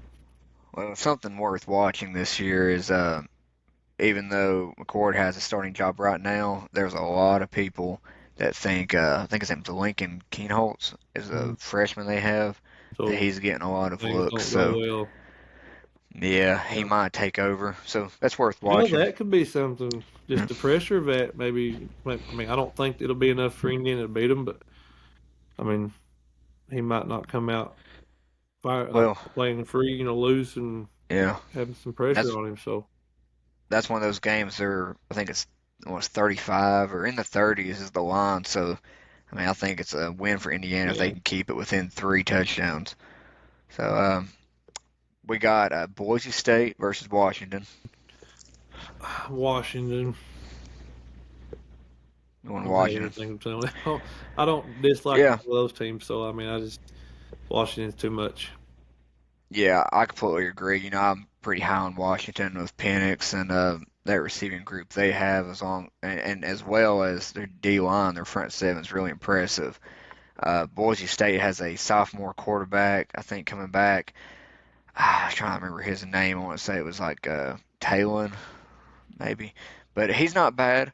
Um, they did win, I think, 9 or 10 games last year. So, like I said earlier, that's a good opponent for Washington to get their season kicked off with. But I still have Washington winning, and I think they're minus 14 right now, and I'm seeing them doing Is that. that all it is? Minus 14 right now. Yeah, So boys, yeah. they must not be bad then. If it's just a 14. No, I'm not. I mean, I think they won 9 or 10 games last Yeah. year, and they got their quarterback back again for Maybe another if it was year. on the So, blue carpet, yeah, I it'd think be a it's at little Washington. closer. So, But yeah. yeah, being at Washington, I don't see it being a problem. hmm Um, just to kind of keep on trend of what we're going here, I think most of us, I think as of right now, we're going to be pretty close to picking the same games up until maybe these last few. But this next one's West Virginia versus Penn State. Yeah, I don't like West Virginia. I love the song. Um, Yeah, love Pat McAfee, but don't love West Virginia. Um, again, it would be cool if they could be. Um, I don't want to put them in a category of teams we're talking about being good for college football if they were good, but um, I would like to see them be competitive. Just make it more interesting yeah, I'm not they're not a local team obviously, but they're about as close as a few others. So, but yeah, Penn State's just I mean they're on a I want to say I don't want to say it'd be a bust if they didn't win the Big Ten, but I mean they have high expectations for a reason. So I'll go Penn State. yeah. I agree with you. I mean, I wouldn't say that. I wouldn't say. I mean, I think they are expecting to win the Big Ten. I do think that Michigan, Ohio State, that's going to be a close three-team race. Um, but I would say that they're getting a lot of national attention right now. So they shouldn't even be in the game with West Virginia. It Yeah, shouldn't be close. I got Penn State winning, and I have them. I think the line's at 20 and a half at the moment. So I see them covering that's that. another one very well coached. Penn State. Yes, They've had yes, um, some good years, obviously, but he's a he's a good recruiter. But I mean, obviously, but I think he's a very good coach. yeah. I completely agree. He don't get talked about enough. No, I think he's very underrated as far as national conversation, as far as No. big names. I think, but you got to So win one, I these, guess, to get in that conversation. oh, you do. But yeah, So these final 3 games I got. Now we might actually get into some. We might have some different picks than these, to make it exciting. We might not. I think we're pretty much in the same mindset with a lot of these. But our next one is UNC versus South Carolina. yeah, I think it'll be really high scoring. Uh, Maybe if it was in South Carolina, I might would lean more towards picking them and Coach Beamer down there, but Yeah. um, no, roll with Mac Brown and the Tar Heels. Yeah, I've already said my piece on South Carolina. I think that they got hot towards the end of the year. Um, I don't think they're as good as what people think they are. Well, not that they're supposed to be great, but I think people are overhyping them a little bit. Now, I think if this game was at South Carolina and it wasn't in Charlotte, and it was, you had that home field advantage, I might swing towards South Yeah, Carolina it would because make I you do at have least. concerns. It would at least make you, Yeah, think more about it. But I don't think. yeah. I do have concerns with UNC as well. But at the end of the day, you do have a guy that's going to be a Heisman contender. If anything else, he's going to probably be a top five pick. I just see him being the difference in this game, so I have UNC as well. The next game we have is the game of the week, LSU versus Florida State. I feel like this is probably going to be the one where we go different. Yeah, Because you got their quarterback and the Heisman, so I'd imagine you got, which doesn't mean you'd pick them, but you're probably gonna lean more that way. I almost would. I mean, I don't know how you could even really. This is one of those games where, like I said before, I think it's a very even matchup. yeah. I think Florida State's running game in the line of the difference, and I think it's I don't want to say a low scoring game, but for both offenses to be as good as they are, I think it may take them a minute to get going. I could see it staying the over. What do you have the over under pulled up on the point total? I think it's 2.5 right now for I LSU. mean the point total. The point total. You know what that Let's is? see. Mm, 1 second.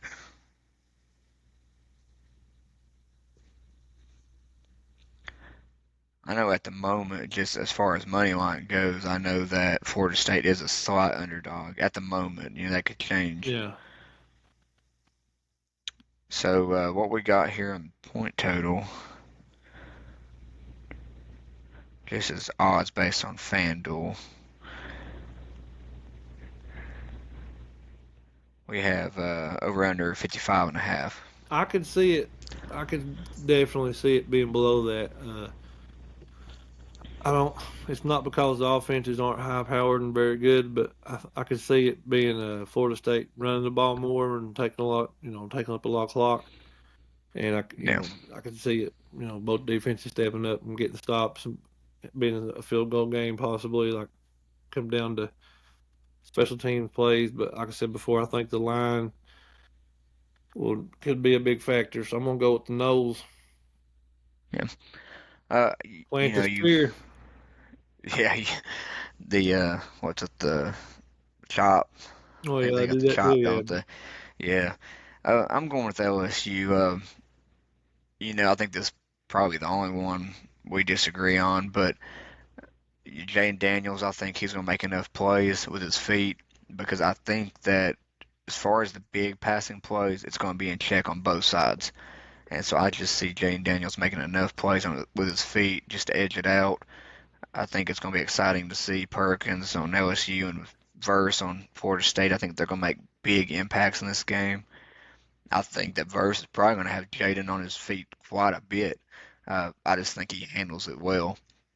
And I can't remember the receiver's name, but he's 1,000-yard receiver last year. So I think that they'll make enough plays on the fly, just to win this. I see that being a game, or this being a game to where it's close, and towards the end, you know, he just makes a play and maybe breaks loose, and the receiver breaks loose from his route and just makes a play down the field, and that being the difference. yeah.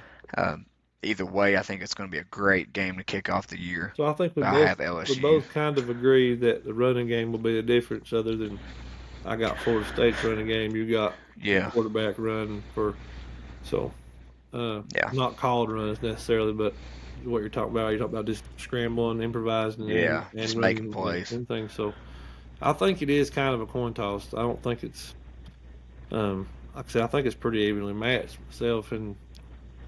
But yeah, it should be a Yeah, really really good one. I'm glad it's yeah. Sunday instead of Monday. Like, aren't there some Monday night games a lot of the times that are big Well, games? uh, Monday night's actually our last game on this. Even though I think we're both going to go the same way, we do have a Monday night game. It's ninth-ranked Clemson against Duke Oh yeah. for the Monday night game. Well, I only know what Duke has, and I know Clemson is. No, I only know what to say. Rebuilding, I guess, almost, but they should be very good again. Um, Yeah, I mean, I don't look for them to uh, have much trouble here. I think they come out ready to go and pretty much from the start. Where is this one played at? Is that This one I think is at Duke. Um, let's see. Yeah, they're going to Durham to play. I mean, that might be the only thing. I don't think that's a tough enough environment for it to matter. So, and it's holiday weekend. A lot of people, I mean, I mean, dude, they've been Yeah. respectable before, but I don't think they're going to be there uh, as loud as some other environments that Clemson might would have had to went into that could make a difference. So I'm obviously going to take Clemson. Yeah, I'm going with Clemson. Duke does have Riley Leonard coming back from last year. He's a good dual threat quarterback. He kept them in a lot of games last year. But with that being said, right now I saw a stat today or a preseason statistic thing where they're predicting top defenses in the country and their projected allowed point total. I think they projected Penn State maybe first, I think, and it was like 10 points. That's what they projected them to allow. But second behind them was Clemson, projecting them to allow 11 points, which their defense has been top notch even during this, if you was to say Yeah, slump, it's not been based on their their standards. it's not been their Um, defense at all. yeah, but their defense has been amazing, and now you add Cade Klubnik in there, who yes was young last year and tried to play hero ball quite a bit at the end. He's going to be more mature. He's Yeah, going to have Rowley come over from TCU. They're going to throw in more wrinkles in that offensive game, and you got Jordan Shipley back at running back.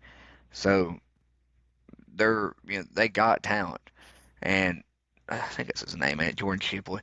Um, but I see them putting up a lot of points. Right now it's minus 12 and a half. I see them getting that. Uh, I think we're going to see a little bit of Clemson come back, the high-powered offense coming back, yeah, and we start seeing them take care of some of these, lesser conference opponents to their standard, yeah. lesser. Um, Will Shipley, I'm sorry, I don't know why I said Jordan Shipley. I think that was a guy back in Vince Young Texas days, or maybe Colt McCoy Texas days was Jordan Shipley, Well, way back. but Will Shipley. Yeah, so they got talent. That's our rundown for those games, and we'll see how that plays out. Um, I don't know. You're running on, getting up here in a little bit for work. Do you want to roll through?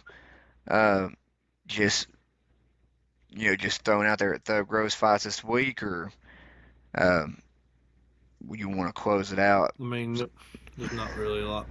I mean, No, it's really just worth mentioning that fight Thug night, Rose right? fights. Free So fight night. yeah, Yeah, it's 'cause I don't understand what you were telling me earlier about her, like rumors about her possibly getting cut if she loses, but that's yeah. I good mean, too. it's I mean, it makes sense in a way because she's not one of those talkers and like loudmouth that's going to sell a lot of. The more haters you have, the more likely you are to stay under contract in UFC because they're going to tune in. yeah, definitely. I Uh, mean, it. but people love her. But I mean, I guess it's just not as big a. I don't know. I'm surprised by that, but um, hopefully she just Well, wins and takes care of business, and it doesn't matter. But yeah, I mean, she is right now the betting underdog, even though she is ranked second in the Manon Fiorot. I guess that's how you say her name. She's ranked third. So right now, Rose is the underdog. But I've already took that in one of my parlays because yeah, I have I faith mean, in her, and a lot of people overlook her. They overlooked her when she fought Wally uh, both times. it So could be a bad matchup for her if she's an underdog right mm, now. Maybe it's because of the way her last fight went, but it had to be. her coach being as good I think if she's ready to fight again, Hmm. I think they'll have a game plan figured out. And as long as she's the old Rose and is not passive and can actually be aggressive and fight the way she Yeah, likes to fight, I don't see why she would be why she couldn't win. But I really hope so. I hope that she pulls it off. yeah. No, I completely agree. That's a co-main event. You got Cyril Gain versus Sergey Spivak. Not sure how you say his name, but he is the at the moment Gain is a slight favorite, but that is the main event What for the Fight Night Saturday. what time does this one start and where's it at? Um, I want to say it's at Paris, France. So it'll be starting at 3 p.m. Eastern time. Mm, So bad. I mean, it's college football. yeah, I It's mean I don't think that a bad time for to get a lot of yeah. viewers on that one. Yeah, at least in America anyway. I mean, I might tune in for Rose's fight, but You know, other than that, If Rose is really under you know, in the hot seat, if she loses getting cut, then um what's his name should be too. Gain. oh yeah. I Yeah, mean, the what only thing about that is that I think that that heavyweight division just doesn't have a lot of. I mean, it's top heavy. There's a lot of excitement at the top, but but I then you mean, go down past yeah, there's that. not I a mean, lot, but I mean, yeah, there's not a Well, I don't think he's a very popular amongst the heavyweights. I wouldn't think he's a fan favorite by any means. I don't see. I guess I'm no, I just mad think because of that about Rose, but yeah, he's had a lot of big fights, but he's not like he's not performed any. I mean, no, he's not performed like you thought he would. Um, which the people he's lost to have yeah, been pretty good though. So I mean, I give him that, but yeah, I don't know. It'll be yeah, interesting. I got a weekend full of yeah. if I don't some circumstances are keeping me from going to Back County. I think this weekend, so I got a lot of football to watch this weekend. So it's going to be probably a lot of Yeah. me sitting around and watching TV. Yeah, I work this weekend, but I'm gonna definitely try to watch as much as I can. And I mean, college football's back, guys.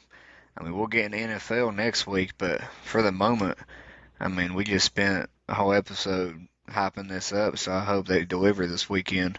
Uh, Everybody be safe this weekend. Have a happy Labor Day weekend, Yeah. and yeah, we'll we're going to have. You want to tell them what we're going to try to do next week? If you're Yeah, I mean, one thing since we've started this, the first two that we done in person together, and we'll do more of those. But I think the audio quality was much better off of your mic.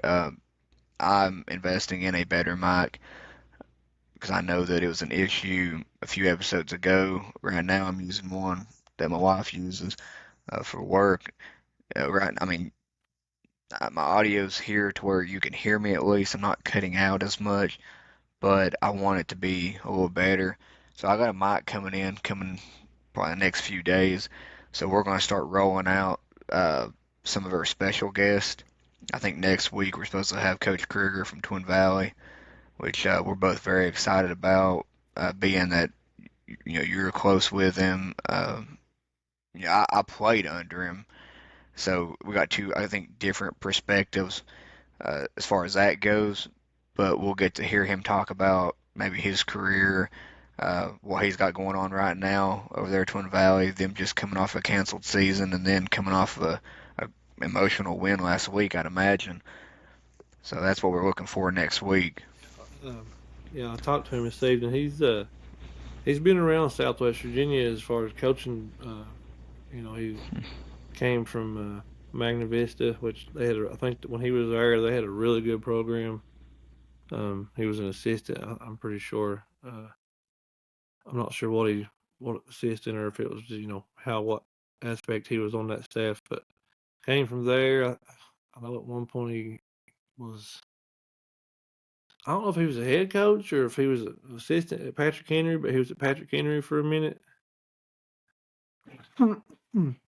Sorry, I should know that what exactly he was doing there, but maybe that's just football. I think he might have done some baseball maybe somewhere else, but football wise, he's there, and then obviously came to Twin Valley. So yeah, we'll get into all that, but I mean, worth mentioning because I never even thought about it till just when you was running through that. I think he also is the coach for the girls team that went to the state championship Oh when I was in yeah, high in school. basketball, So yeah. I mean, I know that's a different sport, but I mean, when we're sitting here talking to him as a coach, I mean, it's got to be mentioned, because he made it to that level, and not many people do. So, which we'll go through with Getting that after with the him. basketball season. Yeah, we'll go through, let him kind of tell his story The only thing that and would make stuff. Logan Cantrell more mad than us talking about more high school football would be talking about women's basketball. I think so. Yeah, we'll keep him in mind. Uh, just Well, kidding. I think that yeah, we're gonna try to close this out. I hope you guys enjoyed this episode. Like I said, we'll have a guest on next week, and even when we got these guests on, we'll try to, roll out these episodes because we got week to week things that we want to cover. Uh, Again, this is all new, so bear with us, but I think we're having a ball doing it. And again, thanks everybody that takes the time to listen to us two talk. So, so for me, that's it. Man, appreciate y'all. So I'll see y'all till next time. God bless.